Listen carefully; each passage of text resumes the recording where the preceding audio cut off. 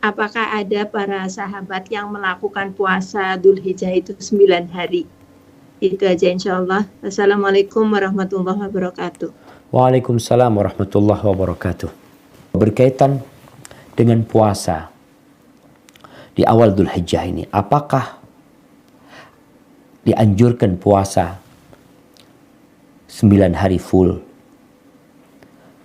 atau hanya tanggal 9 Arafah, 9 Dzulhijjah? Kemudian apakah para sahabat ada yang mengamalkan itu? Yang pertama, Anda akan bacakan ya.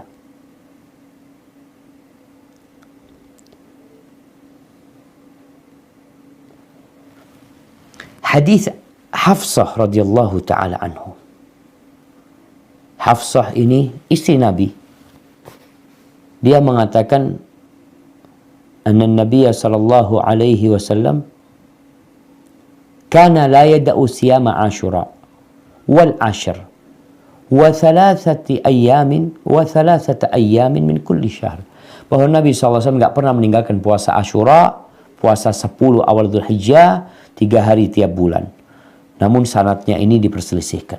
Kemudian ada riwayat lain yang mengatakan bahwa wa kana la yada'u siyama tis'in Dzulhijjah. Nabi SAW tidak pernah meninggalkan puasa 9 hari di Dzulhijjah. Wa kana yasumul ashr Abdullah bin Umar radhiyallahu anhu. Disebutkan sahabat yang puasa 9 hari ini, yang 10 awal Dzulhijjah ini adalah Abdullah bin Umar.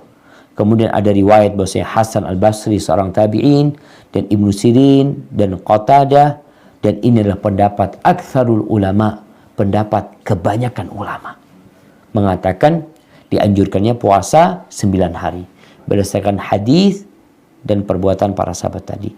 Memang ada hadis Aisyah yang membuat orang bingung.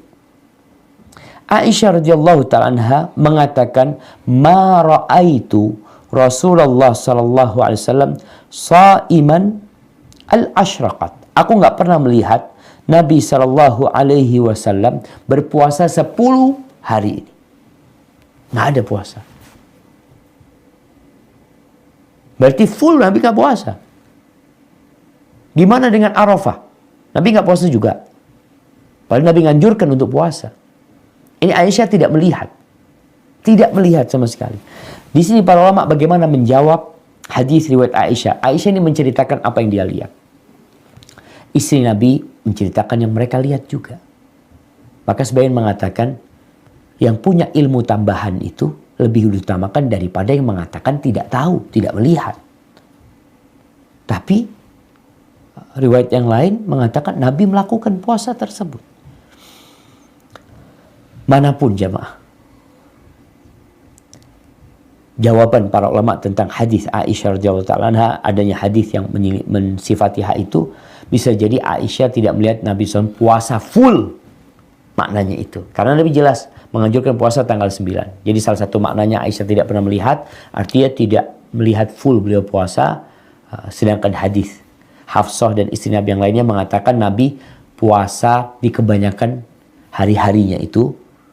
Jadi sebenarnya bisa digabungkan antara riwayat ini, perbuatan Abdullah bin Umar dia puasa, dan para tabi'in berpuasa, dan Nabi SAW beliau itu mengatakan tidak ada amal soleh yang lebih utama diamalkan daripada amal soleh di 10 awal Dzulhijjah. Apa aja amalannya? Nabi mengatakan amal soleh sudah. Apa nanti ada yang bertanya, Nabi silaturahim enggak di 10 awal Dzulhijjah? Nabi berbakti sama orang tua enggak di awal Dzulhijjah? Nabi sodakoh enggak di awal Dzulhijjah? Nabi apa sih yang dilakukan Nabi SAW? Nabi itu membuka peluang dengan sabdanya agar semua menjadikan 10 ini sebagai momentum memperbanyak amal soleh. Bentuknya apapun. Ada yang memang spesifik Nabi mengatakan SAW perbanyak tahlil, perbanyak tahmid, perbanyak takbir. Baca Allahu Akbar, Allahu Akbar, la ilaha illallah, wallahu akbar. Jadi mungkin seperti itu jamaah. Ini ana bacakan dari kitab Lataiful Ma'arif ya. Yang dikatakan bahwasanya sahabat yang puasa 10 awal Dzulhijjah itu diantaranya Abdullah bin Umar, 9 hari maksudnya. kemudian Hasan al-Basri sebagai tabi'in, Ibnu Sirin juga tabi'in, Qatadah bin Da'amah Sa'udi seorang tabi'in. Kemudian, dan ini pendapat kebanyakan ulama, atau banyak dari mereka berpendapat seperti ini, yang tidak mau puasa nggak apa-apa. Jadi kita bicara amalan anjuran. Jadi bukan kita puasa 9 hari, nggak boleh kita mengatakan puasa, kok harus puasa 9 hari, enggak. Ini anjuran puasa, anjuran sedekah, anjuran berzikir, anjuran sholat malam, anjuran untuk beramal soleh. Yang jelas Nabi SAW puasa tanggal 9